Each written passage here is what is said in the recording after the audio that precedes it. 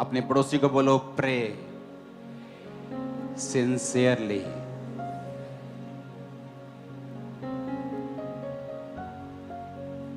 जब प्रार्थना करनी है एक दूसरे के लिए तो सिंसियरली, सीरियसली, बोझ के साथ हमें प्रार्थना करनी है।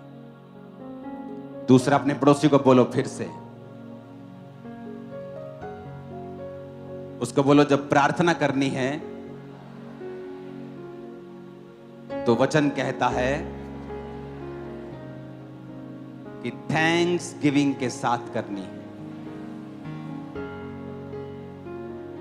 अपने पड़ोसी को बोलो फिर से, प्रार्थना करनी है तो धन्यवाद के साथ करनी है।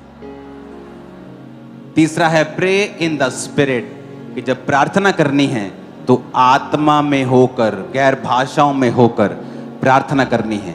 और आप वचन से जब पढ़ते हैं, वचन पढ़ के प्रार्थना करते हैं, तब भी आप आत्मा में प्रार्थना करते हैं। अपने पड़ोसी को बोलो आत्मा में प्रार्थना करनी है। चौथा है प्रे फॉर स्पेसिफिक नीड्स। इसका मतलब है कि जब तुम्हें प्रार्थना करनी है तो तुम्हारी प्रेयर पॉइंट क्लियर होना चाहिए कि तुम्हें क्या चाहिए। पांचवा है जब तुम्हें प्रार्थना करनी है तो अपने दुश्मनों के लिए करनी।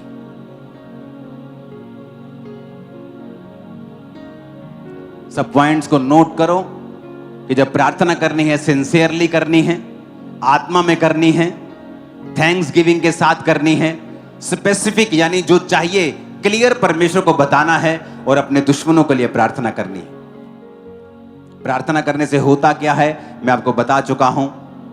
आप बोझ शेयर करते हैं, आप एकता में रहते हैं, आप हीलिंग को रिसीव करते हैं, आप क्राइस्ट को कॉपी करते हैं। आज के बाद ये कलीसिया सेल्फ सेंटर्ड ना हो, सिर्फ अपनी गंगी ना गाए कि मुझे क्या चाहिए, मुझे कौन सा छुटकारा चाहिए। वो ये देखे कि आपके आसपास क्या हो रहा है, आपके चर्च में क्या हो रहा है, कौन सी मीटिंग्स आने वाली हैं, आपके देश में क्या हो रहा है, आपके दूसरे हिंदू भाइयों को, सिखों को, मुसलमानों को, क्रिश्चियंस को क्या हो रहा है। ये सारी चीजें हमारी प्रार्थना का पॉइंट होना चाहिए। वचन में लिखा है तुम नमक हो, वचन में लिखा है तुम पृथ्वी की ज्योति हो, तुम धरती का नमक हो। तो नमक प्रिजर्व करने के लिए इस्तेमाल होता है, सुरक्षित करने के लिए, खराब ना होने के लिए इस्तेमाल होता है। और मैंने आपको प्रार्थना के फायदे बता दिए हैं कि जब आप एक दूसरे के लिए प्रार्थना करते हैं तो आपकी लाइफ में भी बरकत आती है। परमेश्वर समझता है कि आप एक सिंसियर बिलीवर हैं, आप एक अच्छे विश्वासी हैं, आप एक दूसरे के बोझ को उठा रहे हैं। फिर से पढ़ेंगे गलातिया 6:2, एक दूसरे का भार उठाओ, इस प्रकार मसीह की व्यवस्था को पूरा करो। इफिसियों 6:18, हर समय हर प्रकार से आत्मा में प्रार्थना और विनती करते रहो, इसलिए जागते रहो और पवित्र लोगों के लिए विनती करो। यानी अपने पास्टर्स के लिए, दूसरे विश्वासियों के लिए जो दूसरी स्टेट्स में हैं, अपने अगुवे के लिए कहता तो प्रार्थना कर। पहला तिमुथियुस 2:1 कि प्रार्थना कर सब लोगों के लिए, सब मनुष्यों के लिए। और पहला तिमुथियुस 2:2 राजाओं और ऊंचे पद वालों के लिए, यानी पॉलिटिशियंस के लिए, अपने मोहल्ले के प्रधानों के लिए कहता तो प्रार्थना कर। देखो कितना बड़ा जिम्मेवारी है आप लोगों के ऊपर, कितनी बड़ी जिम्मेवारी है आप लोगों के ऊपर, कितनी बड़ी परमेश्वर आपको जिम्मेवारी दे रहा है कि तुझे प्रार्थना करने की जिम्मेवारी दी गई है।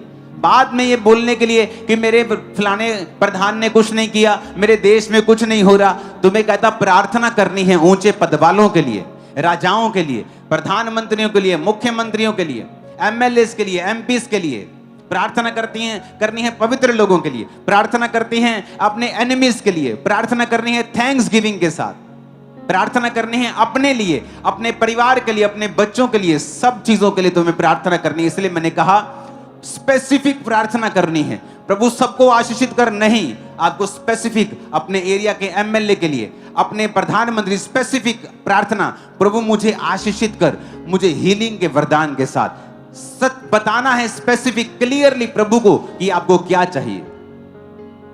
ऊंची आवाज में कहो हालेलुया। और ये वर्ष हमारे लिए काफी है। अय्यूब 42 उसकी 10 आयत को फिर से पढ़ेंगे, 1 2 3 सब लोग।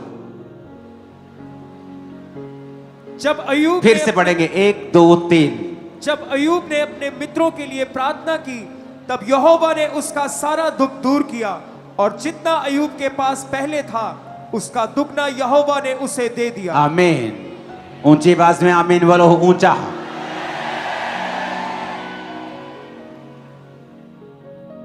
और याद रखो, ये कोई दोस्त बड़े अच्छे दोस्त नहीं थे। आप कहिए नहीं, है तू मोस्ट स्टूपिड फ्रेंड है मेरा। सबसे ज्यादा आदमी अगर मेरी लाइफ में कुछ स्टूपिड मिला ना तो तू है। गुस्सा करता है आदमी कई बार, और ऐसे मोस्ट स्टूपिड फ्रेंड्स के लिए परमेश्वर कहता है अय्यूब प्रार्थना कर, इनकी आशीष को मांग, बरकत को मांग इनके लिए। देखो परमेश्वर ने क्या किया। जब वो अय्यूब प्रार्थना करता अपने उन दोस्तों के लिए जिनके शब्द तीर की तरह चुभ गए थे उसको,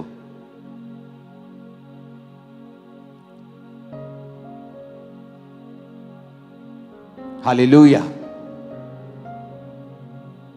वचन कहता है कि जब अय्यूब बीमार था तो उसकी पत्नी ने कहा था यहोवा की निंदा कर, मरता है तो मर जा।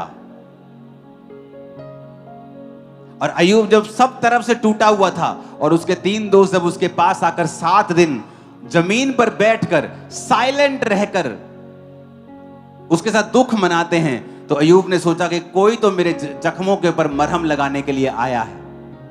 पर जब वो बोले तो उनके जो शब्द थे वो पहले से भी बुरा था जो अय्यूब के साथ हुआ। कहते हैं परीक्षा का आखिरी पार्ट मुश्किल लगता है लोगों को, वो वैसा ही हाल था। वो शरीर पर घाव तो थे, पर आत्मा के और दिल पर जो घाव थे वो कहीं अधिक थे। परमेश्वर आए और कहा अय्यूब प्रार्थना कर अपने दोस्तों के लिए। याद करो आपको किन लोगों ने दुख पहुंचाया है, किन लोगों ने आपके लिए सबसे बुरी बातें कही हैं, किन लोगों ने आपको सबसे ज्यादा डिसअपॉइंट किया है। उन लोगों के लिए आज हमें प्रार्थना करनी है कि परमेश्वर उन्हें ब्लेस करे और वो आपके दुखों को दूर करके जो कुछ आपका छीना गया था आपको दुगना वापिस करके आपको फिर से ऊंचा करने वाला है। आमीन। वो आपका पॉलिटिकल एनिमी हो सकता है,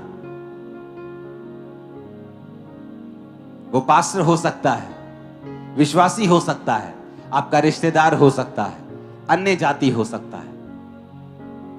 अपने हाथों को उठाएंगे सब जन,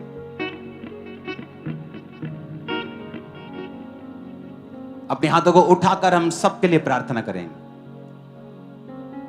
अपने विश्वासी दूसरे भाइयों के लिए, एनिमीज के लिए, जिन्होंने आपको दुख पहुंचाया उनके लिए, सबके लिए प्रार्थना करेंगे अपने हाथों को उठा के ऊंची आवाज में।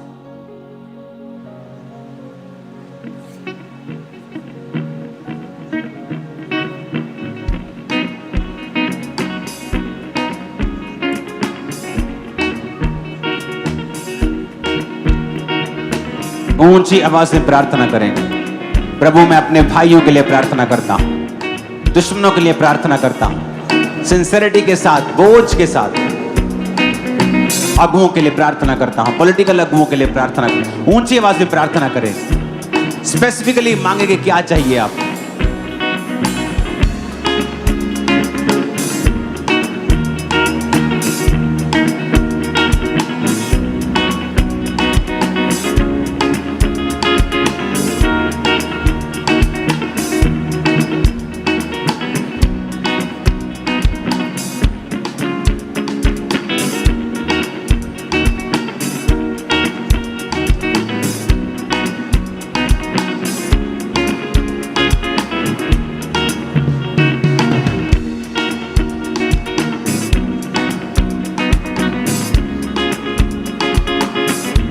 यहोवा मेरे नाम है। ऊंची आवाज में प्रार्थना करेंगे एक दूसरे के लिए, प्रार्थना करेंगे अपने आत्मिक अगुओं के लिए, प्रार्थना करेंगे अपने हाथों को उठा के। अपने घुटनों पे आ जाओ और प्रार्थना करेंगे। चर्च के लिए प्रार्थना करेंगे, कंस्ट्रक्शन के लिए प्रार्थना करेंगे, अगुओं के लिए प्रार्थना करें, अगली मीटिंग्स के लिए प्रार्थना करेंगे अपने हाथों को उठा के ऊंची आवाज में खुदावन से कहेंगे परमेश्वर तेरी दया हम पे।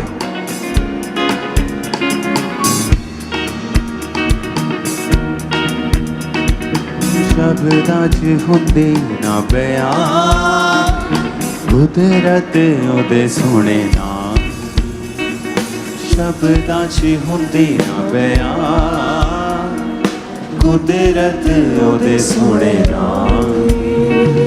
सच्चा है ओ मेरा निगहबान करदा है रखी मेरी जान। सच्चा है ओ मेरा निगहबान करदा है रखी मेरी जान। ओ रखदा ख्याल यहोवा मेरे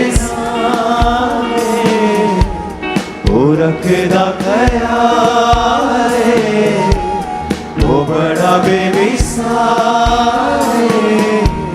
वो गल मेरी मोड़दा नहीं, वो गल्ला मैनू छोड़दा नहीं, वो गल मेरी मोड़दा नहीं, वो गल्ला मैनू छोड़दा नहीं, वो रहंदा मेरे नाल